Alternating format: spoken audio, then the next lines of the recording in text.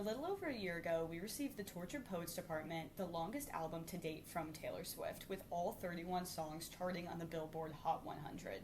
Now, this album was a breath of fresh air after Midnights, which was extremely vague and a little bit confusing. Perhaps an overly vulnerable and overly honest album from Swift that took almost everyone by surprise and is still to this day one of her most divisive works. And today in this video, I want to break down for you guys why I think this album is one of the, and if not the best album I have heard from Taylor Swift. Hi, my name is Michelle Lyons. I post a lot of fitness content on here, but I want to kind of expand my content to some things that I'm a little more passionate about. But if you guys are interested in this kind of video, definitely subscribe. But let's get into why I think Tortured Poets Department is one of Taylor Swift's best work to date. Now let me set the stage for you if you're not familiar. After winning Album of the Year for the 4th time, setting a new record for Midnights, Taylor Swift announces her release of her brand new project, the Tortured Poets Department, taking the entire internet by storm. Most of us were pretty surprised about this announcement, considering Midnights had been pretty recent, and also the name being very interesting and confusing to us. Taylor Swift has always been known for her lyricism, and I think this was really exciting, especially for me as a fan, because Taylor Swift, at her absolute best, is a songwriter, is a lyricist. And so hearing something called the Tortured Poets Department, for me at least, drove a lot of intrigue about what we were going to be expecting on this album. Once again, especially after Midnights, which was full of bangers, but also incredibly confusing and incredibly vague, and left a lot of questions hanging in the air. Especially with the recent breakup with her previous boyfriend Joe Alwyn of 5 years, I think a lot of us were looking for the answer to the question, what happens when Taylor Swift lets her heartbreak rot for this long? Now, none of us were familiar with this experience of her almost retiring from being a songwriter, right? Because she moves in with Joe Alwyn into London, and she almost thinks that she's going to retire. I mean, if you guys watched Miss Americana and had a heart attack because you were like, this girl wants to retire, you were not alone.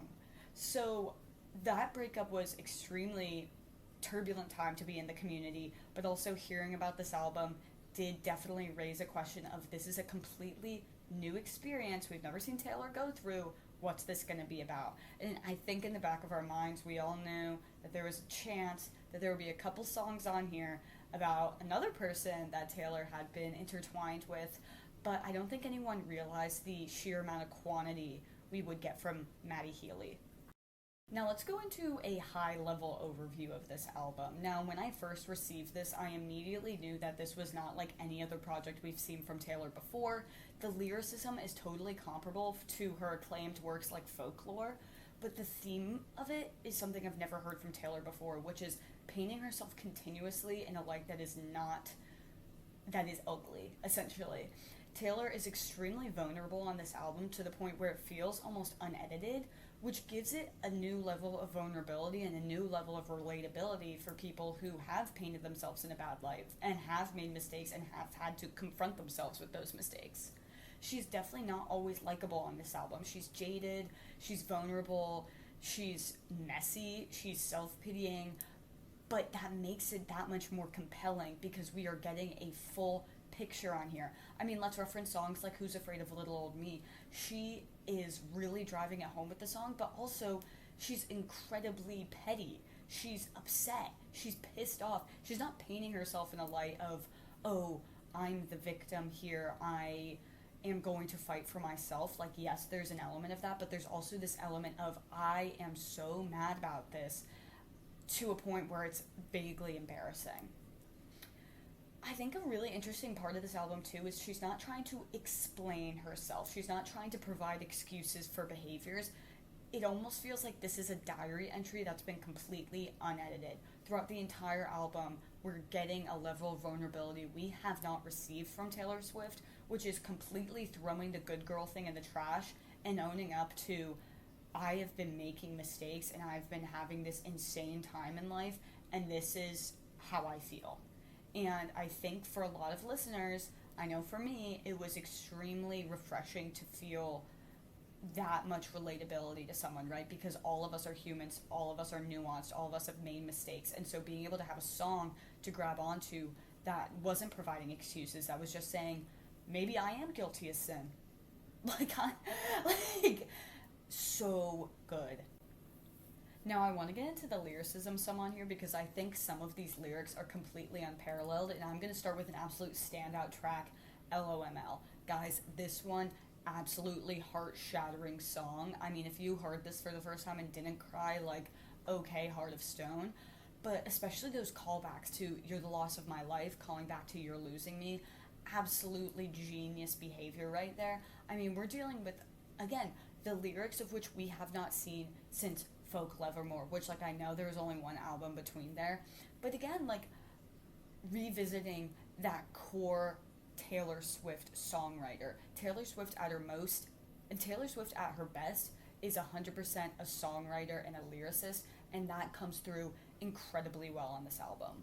When LOML goes from You're the Love of My Life to You're the Loss of My Life, that's the kind of thing that hits you like a dagger, that the audience isn't expecting, that build, that storytelling element. I mean, she tells it perfectly. She's concise. She has lyrics that really hit you. Again, You're the Loss of My Life. Compiling this romantic entanglement with someone and feeling like you're never going to be able to get over it, once again, is not painting herself in a compelling light, but is being true and being relatable to the listener.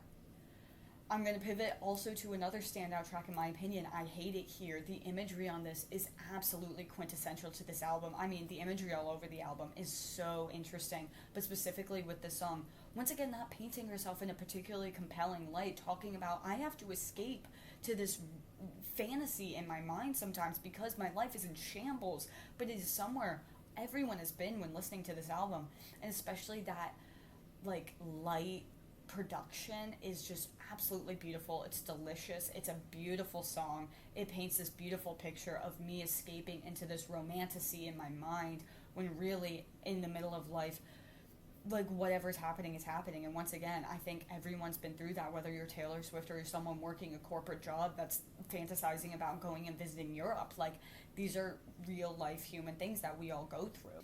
Another really great example of lyricism, but Daddy, I Love Him. I mean, this is so Taylor Swift at her best. This is Taylor Swift heartbroken. This is Taylor Swift petty. This is Taylor Swift, I want the boy, and I don't care what you guys have to say, and addressing the Speak Up movement, or Speak Up Now movement, in such a beautiful way, and really hammering home some incredibly quintessential points for Taylor Swift.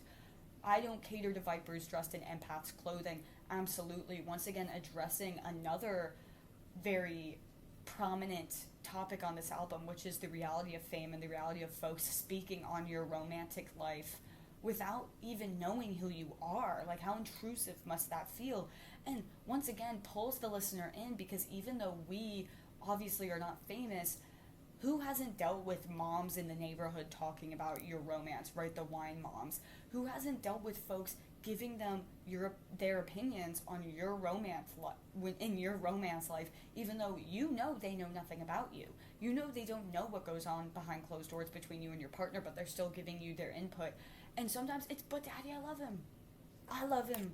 And I'm going to run with my dress unbuttoned with him because I'm crazy, I guess is what you all think. I mean, it's so compelling, and it's so, once again, unequivocally Taylor Swift, crazy, in love, and I think we all have that person in us who is just, like, willing to do whatever it takes.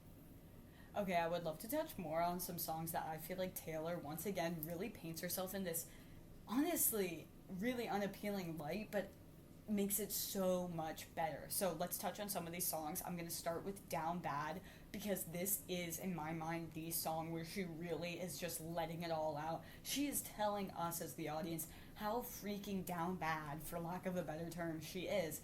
And who hasn't been there? When she said crying in the gym, I have been there. I literally was like, she's reading my mind right now.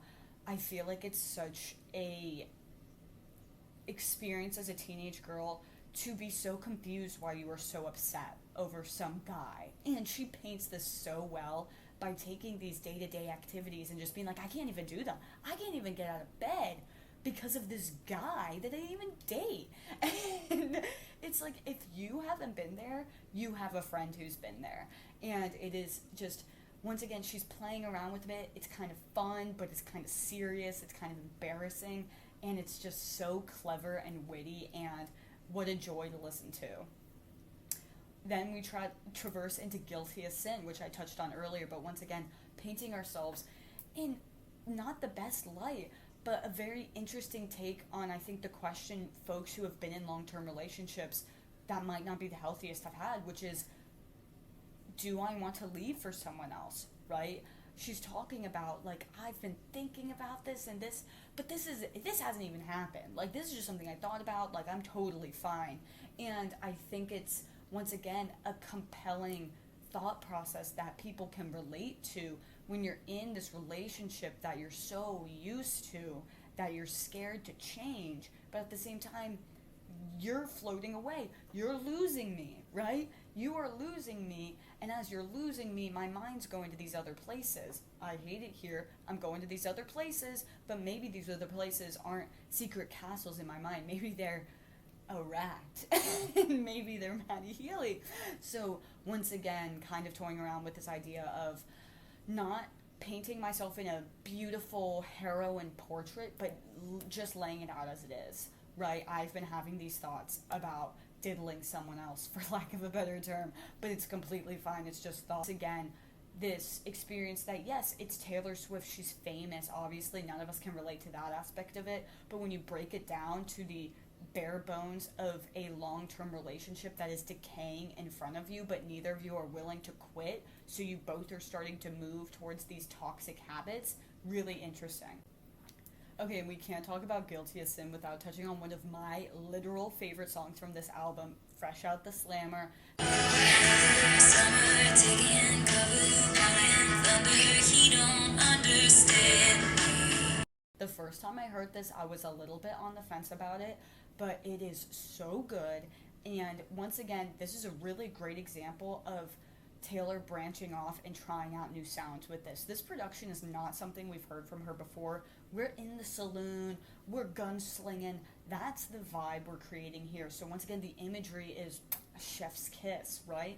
But this, in my opinion, is a sister song to Guilty as Sin. Guilty as Sin is the before, this is the after. They need each other to make sense. Guilty as Sin is the precursor thought process. Fresh Out the Slammer is, okay, now my partner and I have separated. I know exactly what I want to do. And so she's, once again, owning these bad things that she feels she did. She feels that they might have not been the most ethical, but she still did them. Fresh Out the Slammer, I know who my first call is going to be too. I mean, what a beautiful way to put that, which is essentially saying, I know who I want. Like, okay, girl, like, period. And I just love how she also works out he was with her in dreams, so she's kind of justifying it to us as well in this way that makes her, once again, sound unappealing. But it is just a really interesting song. The imagery is just really great. I love how she refers to, or she used this long drawn out metaphor of, like, being fresh out the slammer. She did her time. She's fine. This song is full of justifications, right? She did her time. He was also cheating on her. Like, I'm gonna be fine. This is the guy I'm meant to be with. This is destiny, right? And so just building that up, and I especially love how the end we really tail off into a different rhythm. We change the time signature. I mean, it's such an interesting song from a production standpoint, but once again, from the lyrics, just chef's kiss. Cannot get the song out of my head. Let's touch on The Black Dog while we're talking about lyrics, because what a song, what a production. This, once again, standout production piece on this album. Obviously, this is in the anthology, so we're jumping over there a little bit, but I love this because it is something Taylor does so well, which is take a small event, you know, forgetting to lose someone's location after you stop dating, and really taking us through her thought process and, for lack of a better term, her crash out. Black Dog, Taylor's taking us through essentially this crash out over, I have your location, I know what you're doing by accident, but how her thoughts are spiraling here. And I just think it's such an interesting way to go through this, you know. And once again, she's being petty, she's being frustrated, and who hasn't felt these feelings of, I hope you're having the worst time at this bar, I hope everything sucks, and I'm sick of you, why'd you do this? Like, again, like, we're spiraling in this song. I especially love the second chorus where she's kind of, asking you, like, did you hate me? Was it hazing? Like, really trying to figure out why this happened to her. And this is where I feel like I see a lot of this coming through. Once again, the best part of this album, in my opinion, is the imagery. While my rain-soaked body was shaking, did you hate me? Was it hazing for a cruel fraternity I pledged? Like, it is just creating this narrative of why did it have to happen this way? Why did you do this? I hope you never have peace. Like, it's just done so well, and the imagery on the song is beautiful, but I once again have to come back to the production, because that final bridge, I mean, Taylor Swift is the mother of bridges, and it encapsulates a crash out about a shitty ex in a way I have never seen before. And it's just so good. And she comes in and hammers it in at the end. She's screaming at you, I hope it's shitty, and the black dog, I hope you hate it. And it's like, yes, girl, I hope he does too. Like, we ride at dawn. It's so beautiful. Once again, Taylor Swift at her best with the songwriting, Taylor Swift at her best with the lyrics, Taylor, like, the production, beautiful. Jack Antonoff, I love you. Aaron Dessner, I love you. Like, I can't say enough about this song. There's a lot more I have to say about this album, but that's a lot of what I wanted to touch on from a high-level viewpoint, and really why I think it's so amazing for so many reasons. It's not about healing. It's about sitting in that hurt and allowing yourself to be petty and not being ready to heal. I think this is very comparable with something like Born to Die, for example, which I do think is an album centered around, I'm not ready to move on from this. I'm not ready to take the steps to healing. I am ready to sit here and I'm ready to make more bad decisions because that's just where I'm at. And the reality of being a person on this planet is you're not always going to be compelled to take those steps to heal. You're sometimes going to want to sit in this hurt and this decay and feel it and make the decisions that make you feel better in the moment, even if you feel like they're going to screw up your life later on. And this album captures that in a really great way. It helps the listener not feel alone when having these incredibly pessimistic thoughts about someone, these petty feelings about someone, and instead encouraging the listener to allow themselves to feel it. I think even going in deeper to that part of it, the fact that she is so specific as well provides that extra layer of, like, you can feel this way, you can think these things, and if you sit in it, you are not alone. Are you going to necessarily get better right away if you decide to do these things? No, but at a certain point, you're going to sit in this hurt and you're going to feel every part of it, and you're going to think about what are they doing at the Black Dog. You're going to think about how they're the loss of your life. You're going to think about if you're ever going to love someone like that again. And these are not just normal things. They are things everyone else is going through. And it will be okay. But for now, like, you're going to be stuck with these really profound and really uncomfortable thoughts and feelings about what the relationship you lost, whether that's a 5-year relationship where you felt very comfortable, or maybe a 2-month fling where you felt like that person was going to be your soulmate, and now you're questioning your entire purpose on this planet, your entire purpose as a partner, as a lover. I mean, it's just beautifully concocted, and it is messy in the cleanest way. It, is such a skew of emotions that allows the reader to feel seen. So that's a little bit of my take on why TTPD is one of the best albums Taylor's come out with. If you made it this far, comment your favorite lyric from the album. I mean, there's so many. I can't choose, but definitely let me know. And if you guys like this style of video, give it a thumbs up. Give me a subscription. I'm happy to make more of them. I'm such a music person. Again, Born to Die. I'm a huge Billie Eilish fan. Been a Swiftie forever now. So if you guys want to hear my opinions on more albums, on more songs, I'd love to do some of that as well. I love the fitness content, but it's fun to switch it up. So, anyway, I hope you guys have a great week. Thanks for watching, and I'll see you in the next video.